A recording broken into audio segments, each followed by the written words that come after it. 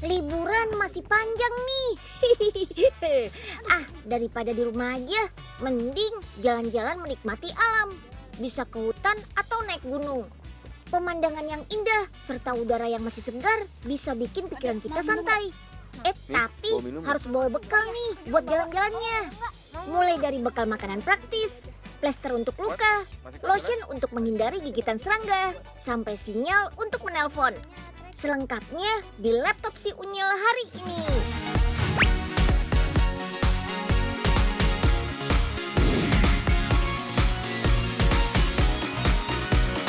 Laptop si Unyil, kita belajar bersama. Bekal untuk jalan-jalan melintasi alam sebaiknya yang praktis tapi mengenyangkan. Kayak sandwich isi coklat ini nih. Gak perlu repot motong-motong roti, apalagi sampai mengoles selai coklat. Tinggal buka bungkusnya, sandwich isi coklat bisa kita nikmati. Tapi jangan lupa, buang bungkus plastiknya di tempat sampah ya. Roti sandwich isi coklat ini dijamin higienis deh. Lihat aja tuh, proses pembuatan roti semua dikerjakan dengan mesin-mesin modern. Ups, hampir saja telat. Tuh lihat, para pekerja sudah siap-siap nuangin biang rotinya. Biang roti, itu loh adonan tepung, ragi, dan air yang sudah difermentasikan. Naikkan wadahnya dengan alat canggih ini ya, biar nggak usah capek-capek angkatnya. Oh iya, kalian tahu tepung terigu itu terbuat dari tanaman apa? Yap, betul, gandum. Tepung terigu terbuat dari penggilingan biji gandum. Dalam tepung terigu terdapat protein dalam bentuk gluten. Gluten terbuat ketika terigu bertemu dengan air. Gluten ini bersifat kenyal dan elastis. Cek kekalisan adonan dulu nih. Adonan harus elastis dan kalis agar adonan dapat mengembang. Angkat yang tinggi dan masukkan ke hopper alias tempat adonan.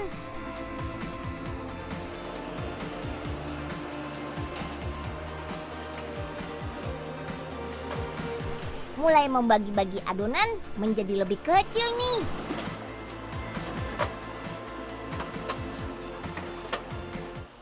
Adonan lalu akan melewati mesin memutar ini sampai berbentuk bulat. Setelah itu, istirahatkan di apartemen adonan roti dulu ya. Diamkan adonan sekitar 20 menit agar mengembang sempurna. Roti yang sudah istirahat langsung masuk ke mesin molder alias mesin pencetak adonan. Mesin molder ini awalnya memipihkan adonan, kemudian membentuk bulat panjang ketika melewati rantai besi.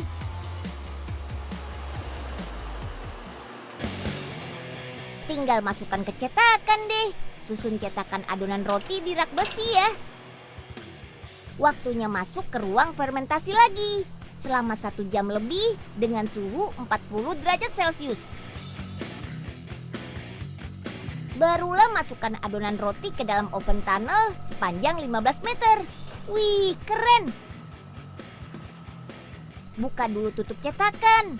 Susun di mulut oven, dorong sampai masuk ke dalam oven.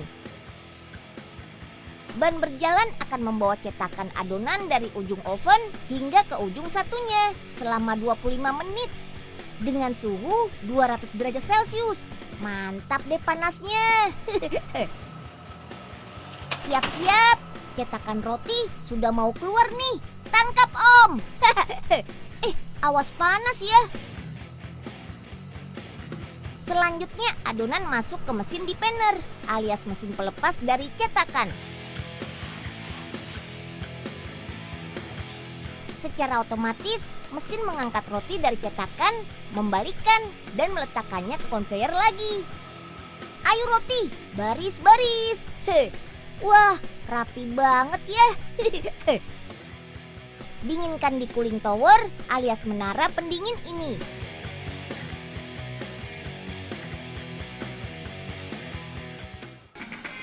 Setelah dingin, barulah roti kita proses menjadi sandwich coklat lezat. Come on! Masukkan roti tawar ke dalam mesin pemotong. Tunggu 1 menit, mesin akan memotong roti secara otomatis sebanyak 30 potong. Masukkan lagi roti tawar ke dalam mesin filling. Mesin secara otomatis akan mengambil 2 potong roti, mengisi bagian tengahnya dengan selai coklat lezat. Oles, oles, oles. Hihihi.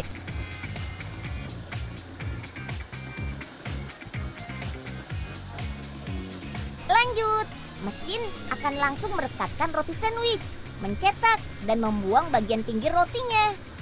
Yang diambil hanya bagian tengahnya saja ya, karena itu bagian yang paling lembut. Unyil jadi nggak sabar nih mau nyobain. Roti sandwich coklat lezat siap beredar ke seluruh Indonesia. Wih! Roti sandwich coklat ini sudah ada di Jakarta, Banten, Jawa Barat, dan Jawa Tengah.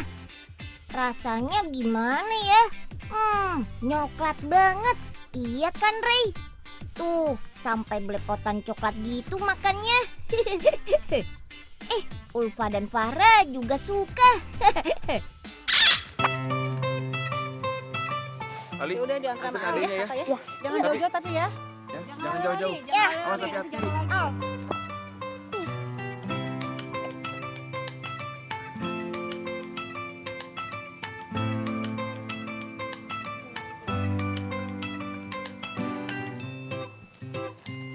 Kakak ingat jalannya nggak? Lupa. Tunggu dulu. Wah, gawat nih. Raisa sama Ali kesasar tuh. Waduh, kalau nggak dapat sinyal HP, gimana caranya mereka bisa dapat pertolongan? Wah, untung aja Raisa bawa alat komunikasi canggih ini nih. Ini namanya alat komunikasi Monable yang berbasis Internet of Things. Monable, ciptaan kakak-kakak dari Universitas Indonesia ini, bisa tetap digunakan untuk berkomunikasi tanpa bantuan sinyal telepon seluler maupun sinyal telepon satelit loh. Wah, kok bisa sih? Terus pakai apa ya? Oh, kelihatannya semua udah bekerja sesuai yang diharapkan. Dor! Aduh. Halo Prof. Tuh dasar kamu Nyil, ngagetin aja. Maaf ya Prof. Unyil mau nanya alat yang namanya Monable itu Prof. Memangnya beneran bisa ngirim pesan tanpa ada sinyal ya? Oh, bener itu Nyil. Alat komunikasi Monable bekerja menggunakan teknologi jaringan bernama LoRa. Hah? Apaan tuh Prof? Kalau Unyil sih taunya wifi, bluetooth, sama internet. Mirip-mirip Nyil. LoRa itu teknologi untuk berkomunikasi tanpa kabel dan tanpa internet yang bisa menjangkau hingga lebih dari 10 km. Oh, Alat Monable terdiri dari 2 alat, yaitu alat tracking atau alat pelacak yang bisa dibawa berpetualang, dan satu lagi alat pemancar yang ditaruh menetap di satu lokasi. Alat ini cocok untuk pendaki gunung yang berpetualang di lokasi susah sinyal. wah. Untuk lebih jelasnya, kamu bisa lihat cara pembuatannya langsung, Nyil. Yuk.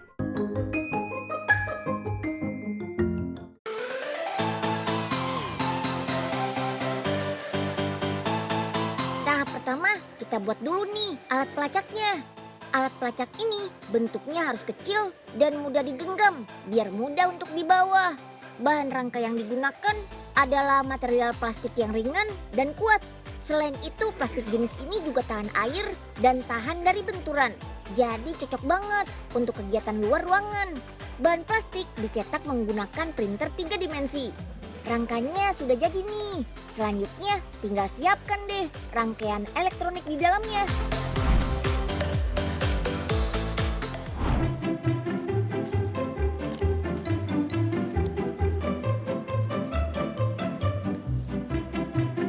Kalau sekarang ini lagi pada ngapain sih Prof? Ini lagi dilakukan pengujian, Nyil. Dicek alat pemancar sama alat pelacaknya sudah bisa terkoneksi apa belum. Tapi Prof, Unyil masih penasaran nih. Cara kerja alat ini tuh sebenarnya gimana sih Prof? Jadi gini, Nyil. Alat pemancar ini terlebih dulu ditaruh pada satu titik area tertentu. Terus Nah, alat pemancar akan aktif mengeluarkan sinyal berupa gelombang frekuensi radio. Sinyal ini bakal diterima dan saling terhubung secara terus-menerus oleh alat pelacak yang dibawa oleh pendaki. Saat keadaan darurat, pendaki bisa mengirim pesan darurat seperti keadaan yang sedang dialami lengkap dengan koordinat lokasi. Selanjutnya, sinyal yang diterima oleh alat pemancar akan diteruskan lagi ke jaringan internet. Sehingga bisa dilihat langsung di monitor oleh pos keamanan atau pengelola di area pendakian. jadi benar ya Prof, kalau pakai alat komunikasi monable ini nggak perlu lagi deh khawatir nggak ada sinyal seluler. Apalagi mahalnya telepon satelit. Oh iya, gimana kabar Raisa dan Ali ya? Kira-kira pesan yang mereka kirim tadi bakal berbuah hasil nggak ya? Yeay, pesannya sudah keterima. Lokasi Raisa dan Ali juga sudah ketahuan nih. Langsung saja deh kita samperin yuk. Medan yang tidak menentu dan sulitnya melakukan komunikasi tanpa sinyal seluler saat pendakian menjadi alasan utama perangkat monable ini diciptakan. Banyak kejadian yang tidak menguntungkan dialami pendaki, seperti kecelakaan ataupun tersesat. Minimnya info lokasi dan keadaan yang dialami menyebabkan pertolongan sering datang terlambat. Nah, kalau sudah ada alat ini, dijamin deh bisa mengurangi hal yang tidak diinginkan. Amin.